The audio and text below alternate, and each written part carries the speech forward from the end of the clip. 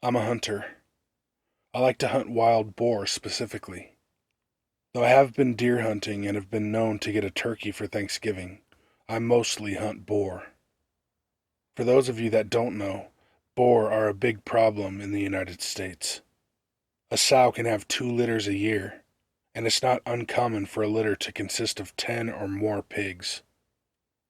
Given that pigs eat anything and everything, it's not hard to see why the Department of Fish and Wildlife makes it legal to hunt them, with almost no restrictions. In my state, it's illegal to hunt most large mammals with night vision or thermal vision scopes, with the exception of boar and coyote. I'd been saving for a year, mostly fun money. It's hard to explain to your wife that a scope that costs literally twice as much as the rifle I was mounting it on was worth it. But I did it. I took it to a range and sighted it in. There was an area that was peppered with boar activity that I knew would be perfect for a night hunt. It was easily accessible with my truck, with easy-to-find spots that I could set up in. The night started uneventful, mostly me tinkering with my new toy, cycling through the settings. I was a little impatient. I'd spotted multiple deer, but they were out of season, and like I mentioned earlier, my current setup wasn't legal for deer. I moved to another spot I'd seen days before that probably wasn't much better than my first, but it gave me something to do and a new angle to look around with my new scope. After an hour or so of glassing the area, it dawned on me. This spot doesn't have much animal activity at all. No rabbits or owls. The deer that I'd seen were hundreds of yards from where I was.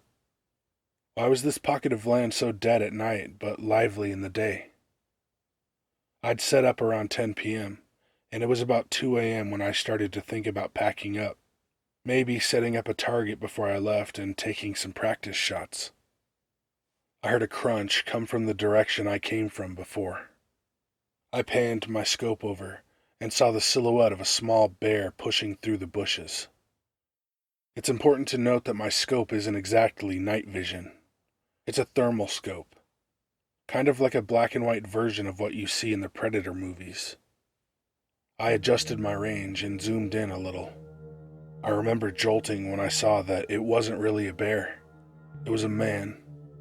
But because he was so low and hunched over, I thought I was looking at a young bear. Is that a game warden? It couldn't be. I would have seen the headlights coming up the road from where I was perched. And where could he have walked from? I was 30 miles away from anything, and on public land. I was just about to call out when I adjusted my sights and noticed he was naked. No shoes, pants, or anything. I remember being disturbed by his movements, like a squirrel or something, twitchy and grabbing at the foliage, sniffing around and palming the tree. Was that my tree? The one I'd been leaning against earlier? The thought terrified me. Could he smell me? Then he did something I still have nightmares about today. He squatted and placed his hands in the dirt between his feet. He stared straight up like a dog mid-howl, and I heard it. A voice coming from that direction. A very compelling female voice. Help! I'm lost! There was a long pause, but neither of us moved a muscle. The center of my sights was trained at the dirt in front of his feet. I couldn't bring myself to aim directly at another person. It went against everything I'd been taught about firearms. Were they lost? Was this some guy that had gone crazy out here? Why was his voice so feminine? Help, please! I can't walk! The voice called out. That's when I called bullshit. Not only could he walk, when I first saw him, he was traversing the land with ease for a naked person. So good I mistook him for a bear. It's a fucking trap. This guy's trying to lure me to him with a damsel in distress routine. Luckily, the lack of activity before had caused me to pack up most of my gear. I think I may have left behind a hat and a sitting pad, but I didn't give a shit in that moment. I took my eyes off him for a second to get my pack on. I buckled my chest strap and scrambled for my rifle. To my horror, he was in the same position, but his face was staring in my direction, and I swear I saw a smile. The thermal scope has an effect that makes animals' eyes appear white. How the hell had he heard me get up and put my gear on? He must have easily been 150 yards away. "Fuck off!" I screamed in that direction. He stood upright, and it hit me how tall and skinny he was, easily 6 feet and very lean. He took a couple of long strides in my direction, and I instinctively sent a round sailing above his head, into the tree line. He was freaky as hell, but he hadn't really threatened me. What would I tell the cops? I was unwilling and unready to shoot someone. He stopped dead in his tracks and hunched down on all fours. "The next one will fuck you up. Go away." He stayed on all fours, and this time I had my sights trained on him. His eyes were just above the grass, like a large cat or something. I was trying to stop my trembling, and I knew that my voice had cracked a little on that last warning. I was terrified. The standoff probably only lasted a minute or two, maybe less, but it felt like forever. In an instant, he bolted left toward the tree line opposite the road. So much for not being able to walk. I could barely keep him in my scope, he was moving so fast. He disappeared into the brush, and I sent another bullet sailing high in his direction. I racked another round, and tried to pocket that mag and swap for a fresh one, but I dropped it and didn't bother looking for it. I wasn't far from my truck, and I wanted to get out of there. I could hear him in the distance, making this weird sound that could have been a laugh or a cry. I scrambled up the trail and arrived at my truck breathless. I tossed my gear into the cab but kept the rifle in the passenger seat and sped off. For the longest time, I told that story from the perspective of having spotted some deranged crackhead living off the land like some kind of caveman. I reported it to Fish and Game, but all they did was scold me for hunting at night alone. I never received an update. It wasn't until I told this story at a camping trip that my nephew told me about wendigos, rakes, and skinwalkers. My story scared the piss out of him, because the spot we were camping was technically the same forest I'd seen the bastard, just 50 miles east. He was so spooked that his mom, my cousin, had to take him home. She was really pissed. I've gone down the rabbit hole on these scary stories. I'm not saying what I saw was definitely a wendigo or a skinwalker. I'm saying that if such a thing exists, I may have dodged quite the bullet that night. Or maybe it was just a tweaker being Donnie Thornberry in the middle of the night. Either way, I thought I'd share.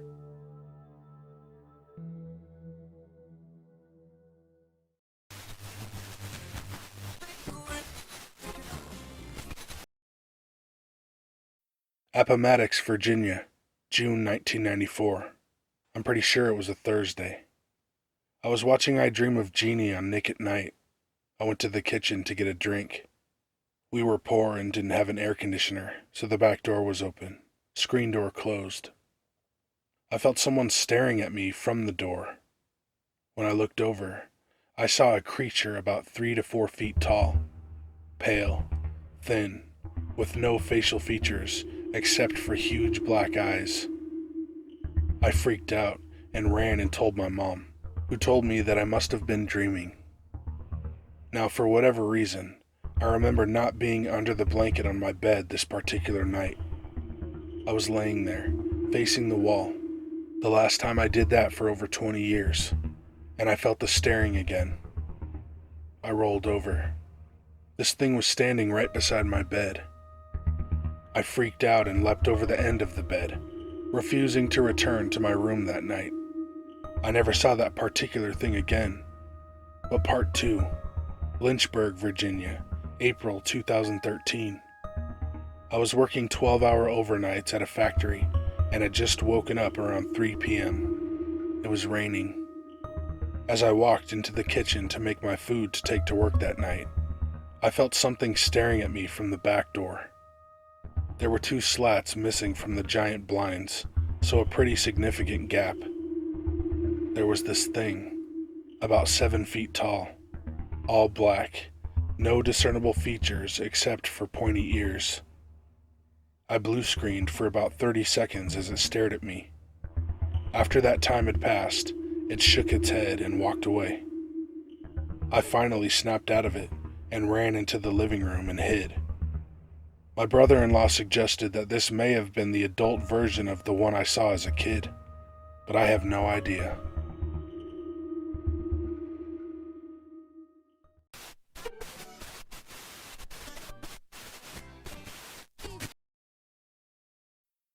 Okay, so I've never considered myself a believer of the paranormal, nor am I a complete skeptic. I mean, I turn all the lights on to go to the toilet if I've watched a scary film, or been reading some decent paranormal stories. So I must believe, at least to an extent. A bit of backstory. My dad lives in the Scottish Highlands, has done so for the last 20 plus years, and I drive the 14-hour round trip to visit as often as possible, about 2 to 3 times a year. I've always loved this journey, especially if I'm by myself, as there's around 2 to 3 hours of motorway followed by back roads through the mountains, through forests and around lochs where I can put music on and pretty much just switch off. For the most part, there's little to no phone signal, so I generally download a couple of playlists before I go, pop my phone in its holder, and blindly follow the sat-nav until it loses signal. I've been doing this journey for years, so really I have no requirement for the sat-nav, but I love to try and beat the ETA. It can also be quite handy when it has signal to let me know if there are any accidents or diversions ahead. Anyhow, on this particular journey I was coming home. I'd set off at nightfall, as there's far less traffic on the overnight journeys, and less chance to get stuck behind holiday makers, especially caravans. I hate caravans. I was traveling south in January, and the weather was something else. My car showed an outside temperature of -12 Celsius, 10 Fahrenheit, and the snow barely stopped.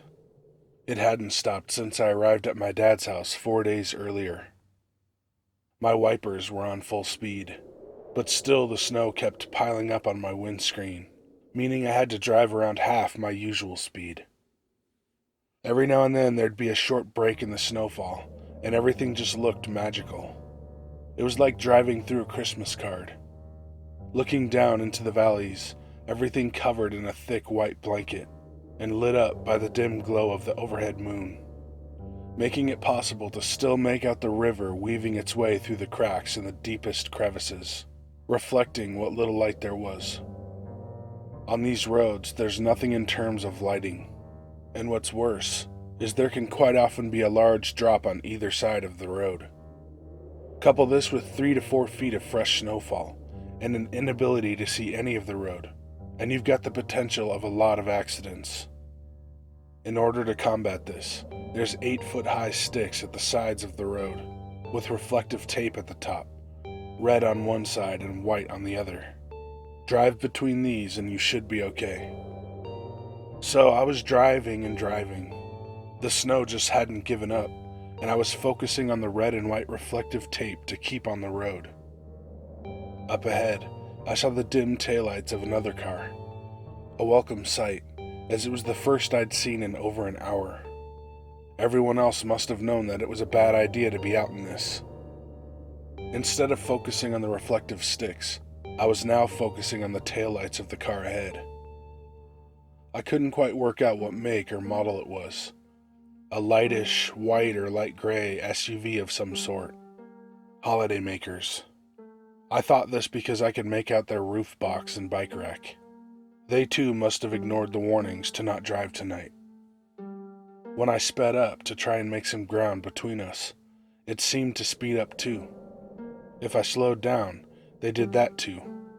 The space between us remained a constant.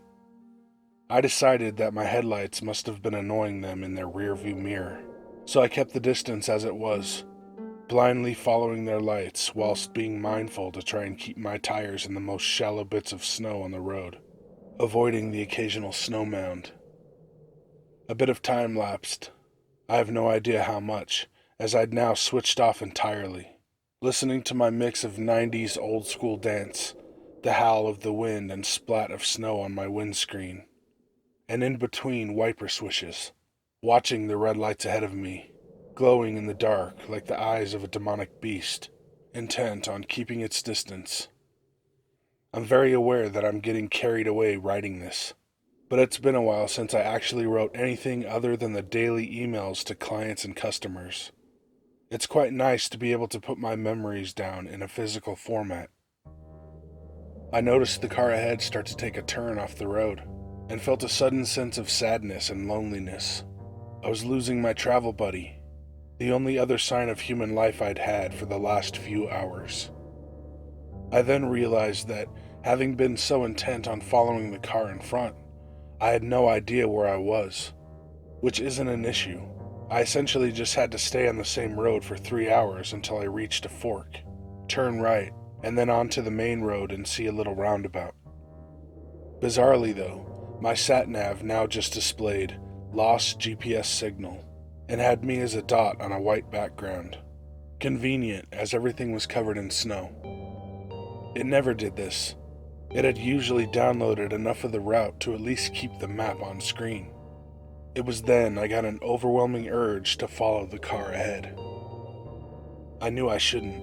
I literally had no turns I needed to make off the road, and I really didn't recognize the road they were taking.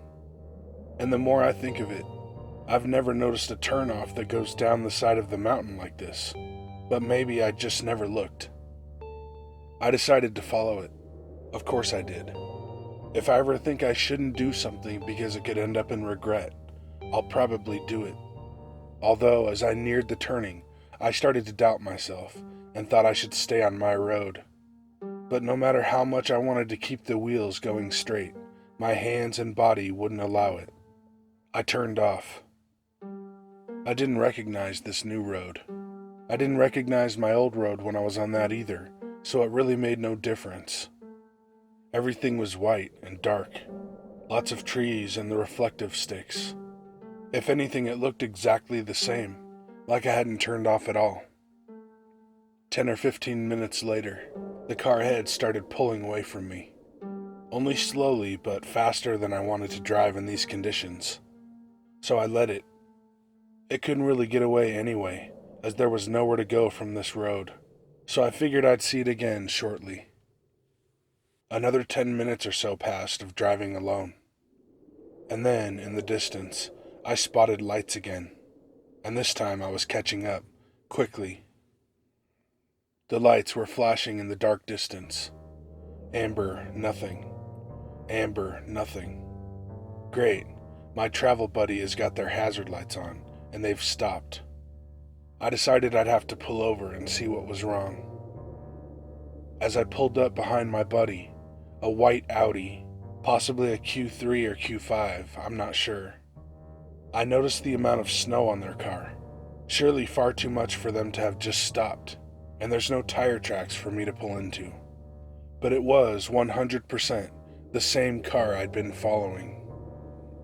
I came to a stop just as a woman in a big blue coat ran to my window waving her arms. I'm not the most empathetic of people, but it didn't take much to read the relief on her face and see that she'd been crying. She'd had to pull over because she'd had a puncture, and then explained she'd been waiting there, unable to call anyone as there's no signal, and thought she'd have to wait until the morning before she could leave. She'd had her ignition on, while she listened to music and tried to keep the DVD player running for her little one, pressing the heated seat button each time it turned itself off, until it wouldn't come back on. Her battery had died. I thought she was being a bit dramatic. It was literally only a few minutes since she'd pulled away from me. She can't have been here long. Over 4.5 hours. That's how long she said they'd been there. Over 4.5 hours sat in her car with her 18-month-old child in -12 Celsius temperatures, with no phone signal, food or drink, and no way to heat the inside of the car up. So this wasn't the car in front of me for the last 2 hours, but it looked exactly the same, even down to the dark gray roof box and bike rack. coincidence. A big one, but that's all I can logically think. I suddenly felt angry. Angry that the car in front of me hadn't stopped to help. I asked her if she had tried to flag them down. A look of confusion or concern spread across her face. She told me there had not been a single car the entire time. But I stopped myself from going any further, from explaining that I'd been following a car that didn't exist for over 2 hours. She was scared enough from being sat here in the dark for so long. I jumped out and looked in her car. Assisted by the light from my headlights, I saw her little one was fast asleep. I asked her if she wanted some coffee from my flask. She said yes. I knelt down in the snow. She'd already tried removing the nuts and had left the wrench on the floor next to the wheel. It was covered in a layer of snow and freezing cold. I jacked up her car, removed her tire, and replaced it with the pitiful space saver from the boot. I lit a smoke and pulled my car next to hers, connected the batteries, and instructed her to start it up. Once it came back to life, we stood and spoke. I asked her where she was going. Sterling, she replied. Brilliant. I'll follow behind you. Again, I thought. That's on my route. She thanked me for helping her, for talking to her, and for calming her down. She thanked me for the coffee and gave me a quick hug. Quick enough to be meaningful, short enough to not be overly awkward from a stranger. She got in her car and set off. I got in mine. I sat for a moment staring at the all too familiar taillights of the white grayish SUV with a roof box and bike rack. I lit up a smoke and set off. I sped up, caught up to her. Her speed remained a constant. I kept wondering how she hadn't seen the other car that was exactly the same as her car. I kept wondering how I now knew where we were, but yet we'd not turned off or turned on to any other roads. The snow eased as we entered a town called Kilmahog. We reached a junction, and she turned right. I turned right. We were now driving in sleet, wet snow that leaves a dirty gray and brown slush on the ground. Wet snow that makes seeing much harder than normal dry snow. As we approached the roundabout, she indicated left for the first turn. I indicated right for the last, and pulled alongside her. She looked, waved goodbye, and left. Someone, or rather something, took me that way that night, diverted me from my normal route, made me feel as though I had no other option but to follow that car, guided me to a stranded woman and her child, in freezing conditions, with no food, water, or heating. I'm still unsure how to explain it. I've not really thought about it too much. I don't like not being able to understand things or give them a logical explanation. It makes me feel uneasy. I certainly never thought too much about the paranormal. I've always presumed if the paranormal was real, it would present itself to me if it needed to. If not, I'd live in blissful ignorance. But now I don't know, and to me, that's worse than knowing.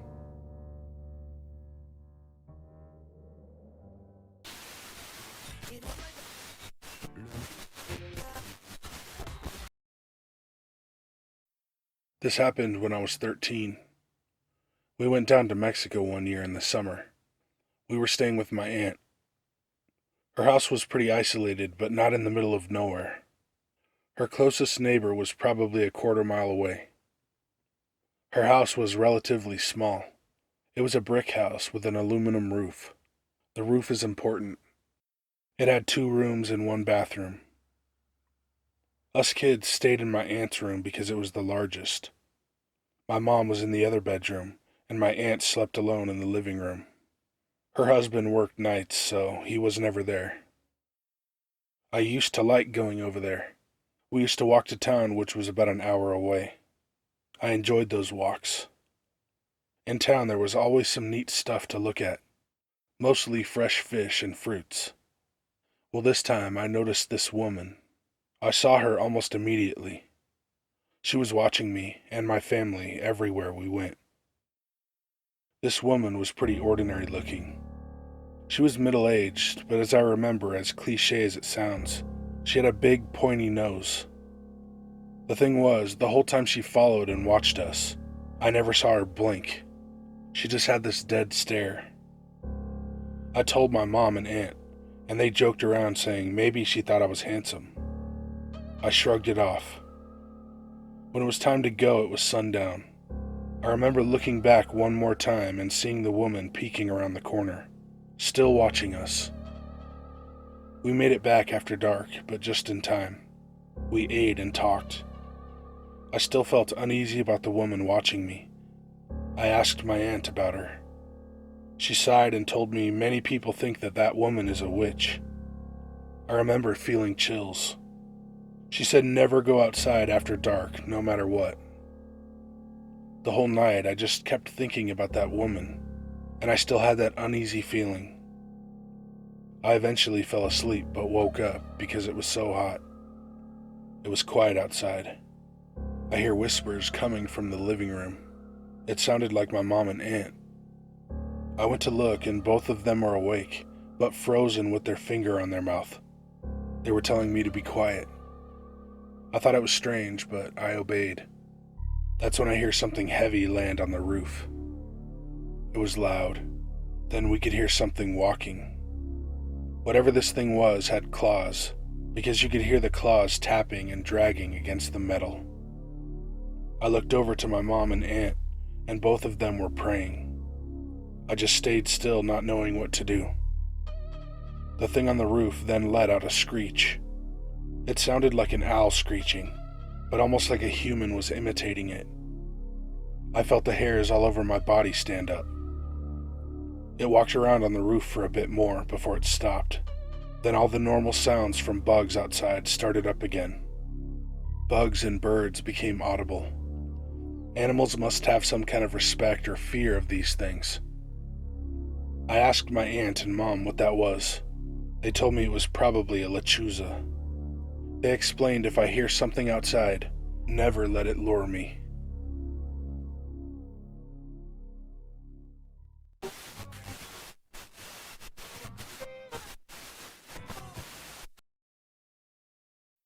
This is going to sound absolutely crazy, and I've literally only told my sister, parents, and close friends about this. Just recently, I've considered writing all this down, as my wife feels it's interesting. Back in 2000, my girlfriend and I were both 21, and our daughter was 2 months old. We moved into a council house in Essex, UK. One night, we were both asleep in bed, both of us nude, as it was during a particularly hot summer. My girlfriend woke me up with a slap and said, "You're funny." I turned over because I was angry she'd woken me up, and asked her what was going on. I took one look at her hand and felt faint. In her hand, she had a large adjustable wrench. She went on to explain how the coldness of the wrench woke her up the instant it was placed on her bare chest. She thought it was me playing a prank, and wouldn't believe me when I said it wasn't. I was so scared that someone else had broken into our house and put it there that I got up and checked all the windows and doors. I then didn't sleep for 3 nights straight. The wrench was mine. It was kept in a toolbox in a cupboard downstairs. At the time, though, there was no access to the cupboard. We were having a new kitchen fitted, and it was blocked. But that was just the beginning of the nightmare. After that, there were many strange, creepy things that happened in that house. I remember the bath full of water one night, to the point that when I put my fingers in, the water poured over the edge. Also random bangs and footsteps upstairs. Still, the wrench was the one thing I struggled to explain. Nobody ever liked to stay at our house, but we only found this out after we moved. Jump ahead to 2006. I'm no longer with my daughter's mom, and I'm out with work friends for a drink. The girl behind the bar is giving me glances every now and then, and I'm feeling good, as I think I may have a chance with her. It got really weird, really quickly. She asks me what school I went to and where I work. I tell her. And she says you must just have a recognizable face, as I've seen you before somewhere. I tell her where I was from before my split from my ex, and she says she lives there now. So we both agree it's very possible that we've crossed paths before. She tells me the road she lives on. So I say, oh well, that explains it. I lived on that road. She then tells me the house number, 302, the very same house I lived at. What she said next will stay with me forever. She said I've been living there 5 months and I hate it. My boyfriend and I think it's haunted. Sometimes I wake up with an empty pint glass on my chest. I told her about the wrench, and she just burst out crying. We exchanged numbers so we could chat at a later date. A week later, I spoke to her and her boyfriend, and they said they had moved back to his parents' house. I never heard from them again. I'm 100% a skeptic, and don't believe in ghosts or the supernatural, but this has really tested my limits. Even to this day, my ex thinks it was me who put the wrench there. It wasn't.